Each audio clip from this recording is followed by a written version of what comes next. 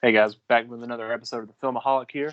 Tonight we're going to talk about top 10 films of the decade. That's 2010 through 2019. So to start things off, we want to talk about our honorable mentions. At number one of my honorable mentions, I got Avengers Infinity War, pretty much the Empire Strikes Back of this generation. Um, Following that, I got The Disaster Artist, a very underrated film, not only about filmmaking, but about friendship. Next, I got Spring Breakers. Then I got Spectacular Now. And then last, I have A Star is Born, which almost made it into my top 10. I really had to think about that one, but I had to leave it out. It's pretty much a mature version of Spectacular Now and should have won Best Picture for the year it came out. All right. All right. For me, number one will be Get Out.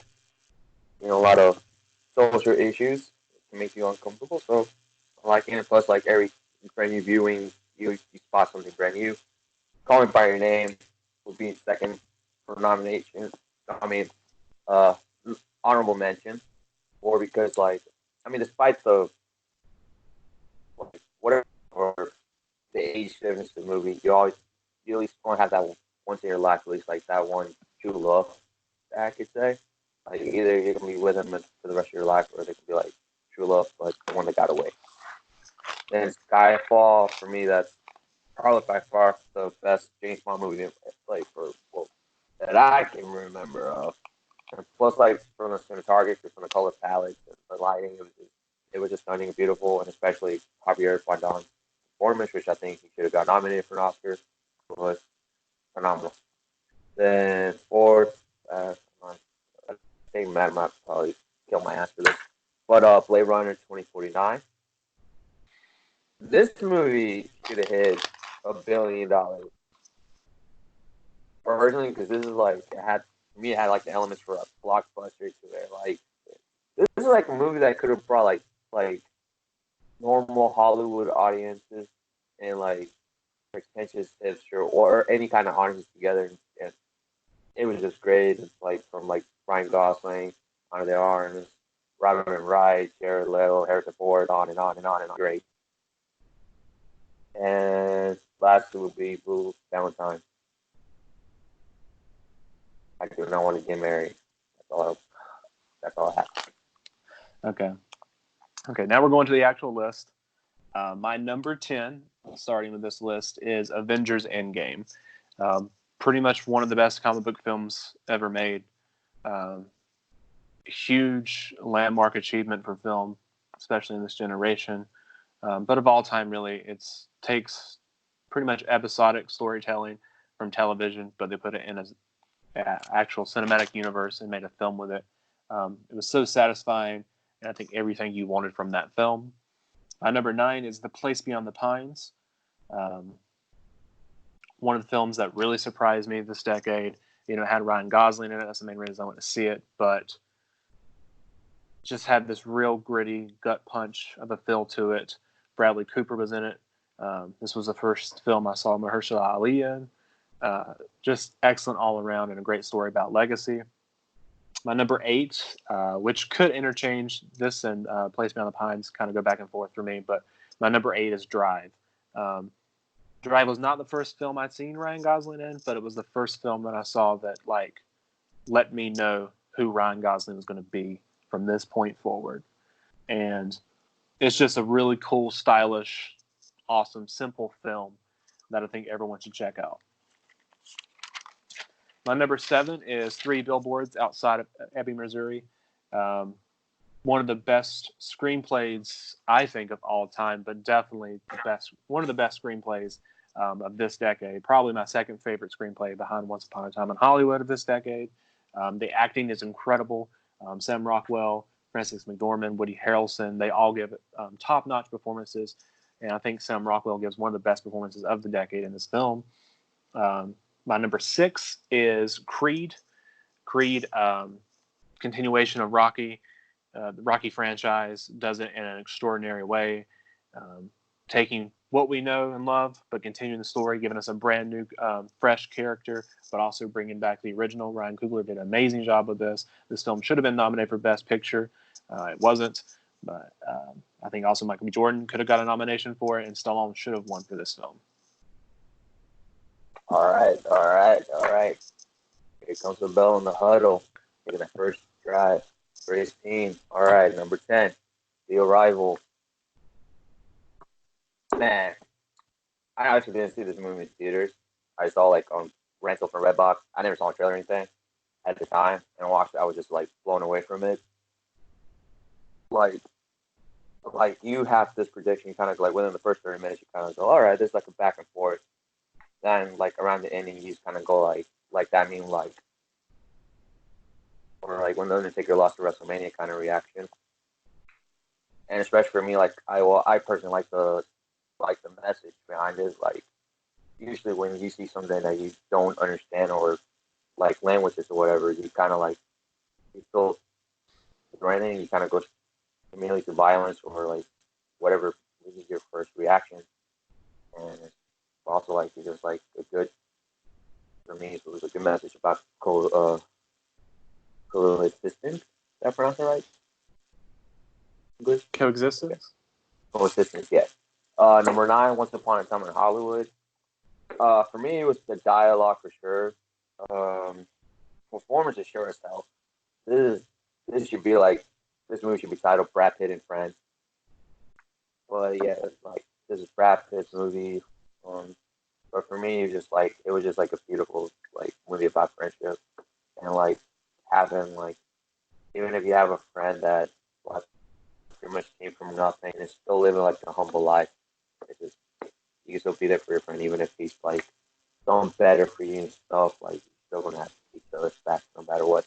Then number 7 will be Marriage Story, from the screenplay to Adam Driver's performance to as well as Scarlett Johansson with the phenomenal 2019 that she had.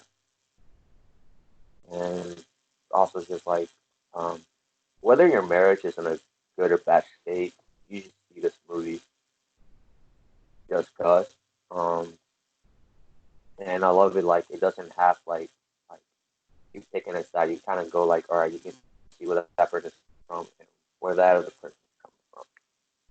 All right, and then number 7, it will be The Big Sick. Now for me, it's just like I did a white movie. I can kind of see where it is coming from. I haven't been through that phase, but like I can understand like going through those two like culture phases, like well culture like differences and stuff. Well, like that, and especially like with like with my case, and all that. Yeah,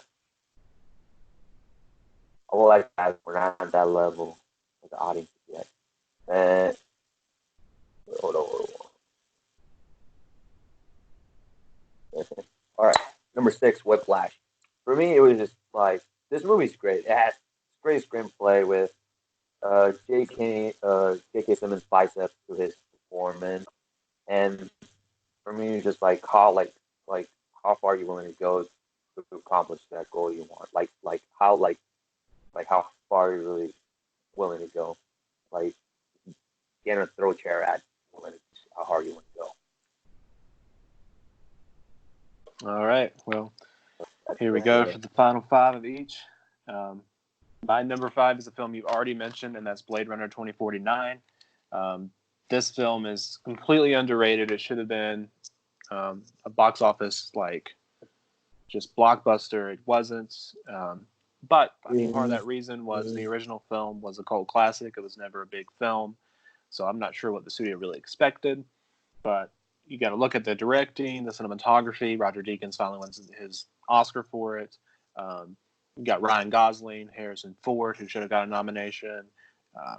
Just so many like awesome moments. So you got to look at the score and the overall like message of the film. Like, what does it mean to be human? Just an incredible film all around and very well made. My number 4 is This Is the End. Came out in 2013, right after I had graduated high school. I saw it with friends. It was one of the best movie-going experiences I probably ever had. Definitely my top. And it was just a really fun time. And it's a movie that I can rewatch all the time, and it'll make me laugh. Like, it's one of the best comedy films, I think, of all time. And it's such a great premise, taking like people, actors and writers taking themselves, making a story out of them, that an audience can look at and like laugh with. It was great.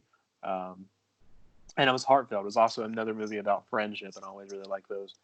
My number 3, and this one's kind of moved down for me in my rankings recently, but my number 3 is Star Wars Episode 7: The Force Awakens. Still probably my hands down best movie going experience of all time. It was an epic cinematic, like just feeling, being in that theater, watching that film for the first time, the score, seeing my characters like Han Solo that I really love come back to the big screen, and just being in the room full of fans like that had the same energy that I had. Plus, Force Awakens had so many opportunities that just like made your mind think about what would happen next in the Star Wars universe. Now, my number 2, which I'm sure is going to be on your list, is La La Land. Just one of my favorite films of all time. Love La La Land. Love everything about it, from the story to the acting. It's got my 2 favorite actors in it, or my favorite actor and favorite actress, with Ryan Gosling and Emma Stone.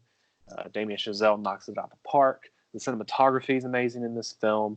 Just the overall feel when you watch it, it just feels like cinema magic, and you can feel every emotion, from the moments of when the music plays and you have this upbeat, believing in yourself feel, to the moments when they're down in the film and you feel the sadness and you feel the, giving up on yourself, but then you come back from it.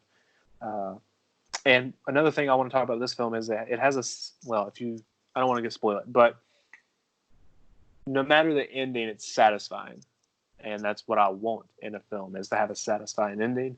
And that goes to my number 1, which is Once Upon a Time in Hollywood, second favorite film of all time. Completely satisfying ending. But I also want to point out a couple other things about it. I love the style. I love the way the movie makes me feel. It's nostalgic, just Hollywood feel to it. It's a love letter to Hollywood and the 60s and the end of that decade, the end of that time in history. The directing, the cinematography, the performances. Brad Pitt, it's his, like you said, it's his film. He's so great in it. I can't go on with how much I love that film. Do you have a picture of him in your wallet? What? I bet you have a picture of him in your wallet. That's my business. All right. I have received the ball, and now it's my turn to make it right. All right, so number 5, Prisoners. Okay. Boy, from Jake I see you there with Gyllenhaal. two Denis Villeneuve films in there. Hell yeah, man. God. Like, I mean, from like Jake Gyllenhaal's hair to like, I'm kidding. But like seriously though, like from like the cinematography and like also like the lighting about it and the colors, like the color palette they started to go for, and the tone, and like also just like you go like from like, all right, we finally got it. Then just like some other shit comes up, and you kind of go like, oh, okay. Then they finally got it. It's just like once they think like they solved it, something else, it just keeps escalating no matter what. And like especially like from like Gyllenhaal's performance, and you know how much I feel about Jake Gyllenhaal. He's like the best working actor right now. But like the southern like nuances like is like not like from his dialogue, but just for like from his like from fingers to like his body motion, or the way he will say his dialogue, that just a little subtle thing, just a tiny little thing. I really appreciated that, and especially like the ending. Not to spoil it, but it was just like you can tell like Loki the detective, like he's not gonna give up no matter what. Even if the boss is like, you done boss, clock out, he's like, okay fam, I'm gonna work for free. So he's not gonna stop. And number 4, I don't know like if this is a loophole or anything, or I kinda cheated here, but fuck it. This is a story. So Avengers Infinity War / Endgame.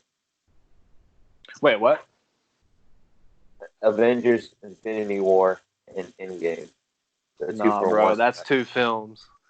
Nah. It's the story though. It's the story though. It's the two part of there's Nah, still that's story there. So cheating. that's it's a loophole though. I pulled a Bill Belichick here. All right, it's a loophole. I hope so. Man, if you told us like 8 years ago, you're gonna like. I mean, like, well, if let's say like when we were like 10, we wouldn't believe. I mean, we would have been excited about the thought of it, but we're just like, it won't happen. I guess. Like at the time, it's just like not realistic. But these fools, like, they went for it. They had a plan, and like it was like a big, giant, long story with chapters, but they all still had like the same ending to the story. Like one way or the other, they were like it was just like the branches from the top of the tree, and at the end they were gonna connect all the way down to the main part, like the roots, like the main root. Especially like how you said earlier, it was like it's a big triumph achievement for cinema. Whether you like the movies or not, uh, like you have to agree with it. Like it's a great triumphant no matter what. Like take away the money, take away like the big name actors and all that. It's a big achievement, and it's going to be a while probably to receive it again. Like whether it might be with Disney, whether it's going to be with Star Wars coming back from the dead, or if Marvel can keep up this consistency. We'll see. Then number three, The Wolf of Wall Street. For me, it was a capture, and also like the message it had. Like, well, not, well, yeah, the message. But let me go with the character first before I touch the message. That character moment. Like, don't lie, he was a big dick. But there were moments you were like, you like him. He did something stupid, but you were like, still fuck, I like that guy. But he was throwing assholes about everything, and yeah, and especially I think one of my I think my favorite quote from that movie was just like I'm not gonna die sober. He was like, "Where's the lube?" I'm not dying I think, sober. real quick, I think like the main thing that makes that character likable in that film is Leo. Yeah, Uh, I think if you had a different actor in there, it would be a completely different film. I don't think it'd be that. I don't know if I'd be able to like watch it again. In fact, if Leo wasn't in it. I mean, it could work, but you have to find someone close to his caliber. Well, not the name, but like the way that he approached things. But I don't know, like Jory, he was a dick, but he was still a likable character. Like there were like times for me, like I was just like, I want to be like that guy. Like for 2 hours, I wanted to be Wolf of Wall Street and go against that. And also just like and also like it's a good movie for anyone who's going to go into business. Like don't do the shady shit, but like well take some of the inspirational shit, like working hard and all that, like going to grinding, blah blah blah. Yeah. Number two would be Nightcrawler, Well, my boy. How much I love my boy. Always is the performance. Like I'm pretty sure that's like every movie. Like well, the people that I know, like every theater kid, were like, I remember when Jake Gyllenhaal fired me for that, which which they have the right to. But man, like I mean, that was a good performance to make us enough for a fucking Oscar. If you look at that Oscar, uh, I like it how like again like he just approaches characters. He's like he's not like what can the character do for me? He's just like what can I do for the character? Like like what can I add on to it so it can like so I can feel like the character is like I'm not playing the character but I'm living it. Like I am it. And I forgot to do with the director of it, but like I see they like to work each other. That was Buzzsaw, like I don't know what happened. So yeah. And La La Land. the director also made Roman J. Israel Esquire. That movie wasn't good either. for that performance though. Yeah. But I, but number one, got it, got it, got to do it for the brand. Okay, number one, this shit should have won Best Picture. How the hell do you pick this up? Number two, man, this is like someone like first time I saw this, I was just like, man, let's get done with this musical mama Mia bullshit. Let's do it. And like, I was just blown away, like from the photography to like the screenplay to the performance to like words cannot just like pretty much like all these movies, like words are not good enough to explain like my emotions and like my review for it. I don't know, man. Like for anyone who has a dream and stuff, like you should check this movie out. Even if you don't like musicals, go ahead, check it out. You never know. Maybe a cup of tea. But like, we all have a dream. Sometimes you have to sacrifice something like to like let go. Whether it's like a love interest, which wasn't Sebastian in my case, or whether it was like a side hobby you really enjoyed, like I don't know, like video games or something, anything. We all have to give something up, or we all have to match every now and then to achieve that goal. And La La Land got that right. And for me, the ending was satisfying, but yet sad. But it was just good to know like both of them accomplished their dreams, even if it wasn't together. Yeah. And I spoiled it. And yeah, and this is also like the best movie, like which like I think my three uncles would be proud to was against him. He's a man like that dude is talented as hell to direct him. Like how old is he? How old is Damien? I want to say he's in his early 30s. He's the youngest person to ever win Best Director. Well, this man's trying to win five more. Yeah. Like, he's just He's yeah. talented. Like, especially when man, like I don't know, one of my favorite shots is probably like everyone else's favorite shot. It's the one like when Maya's in the party and everyone's diving into the pool. You know what I'm talking about? I You know think what I'm so. talking about? Yeah. Okay. And also like appreciate the little things. How like you ever notice how Maya's dress color Who? changes? Maya's dress. Mia? Mia, yeah, Okay. Mia. Yeah. Mia's dress. You know, like how it starts all bright and stuff at the Yeah. beginning, the way it dresses, then at the end it's like it's dark. Man, Yeah. I appreciate that little. Like I appreciate the little shit sometimes. Like no matter what the movie, I appreciate the little stuff. What do you think the best scene in that movie is? But what What do you think the best scene in La La Land is? Not necessarily your favorite, but what do you think the best scene is? the best scene?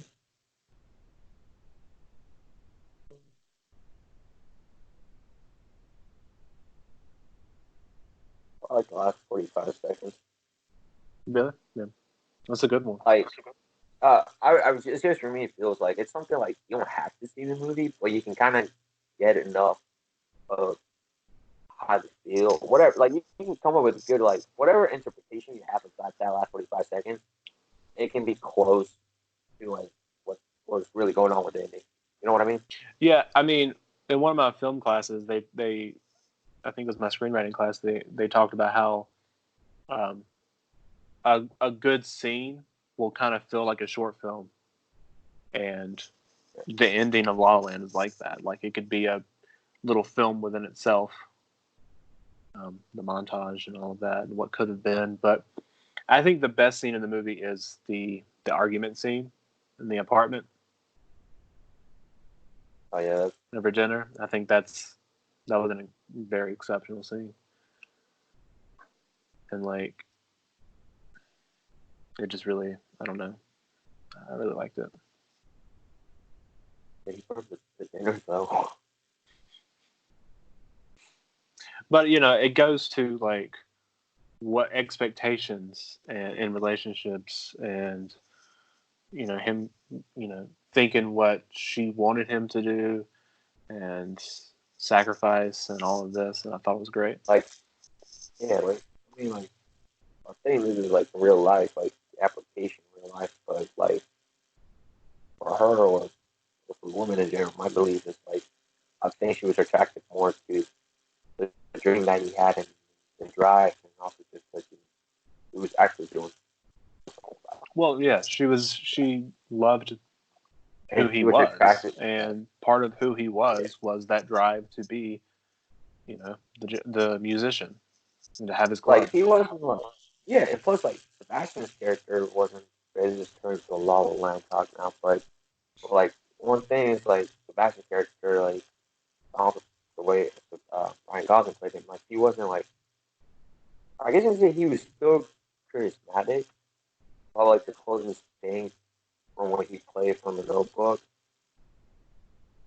But like it's just like he wasn't charismatic or anything like or like the typical like like the cliche romantic guy, like how his art like really like charismatic and like funny stuff. He was just like he felt I want to say dry, but like it took like the right person for him to like let himself out, like expose himself, but in a good kind of way. Like she brought the best out of him. Yeah. And that's like my Well, conversation. I think that's all of our thoughts for this video. Tune in next time. I think the next video we're going to do is top 10 films of 2019. All right. Thanks, guys.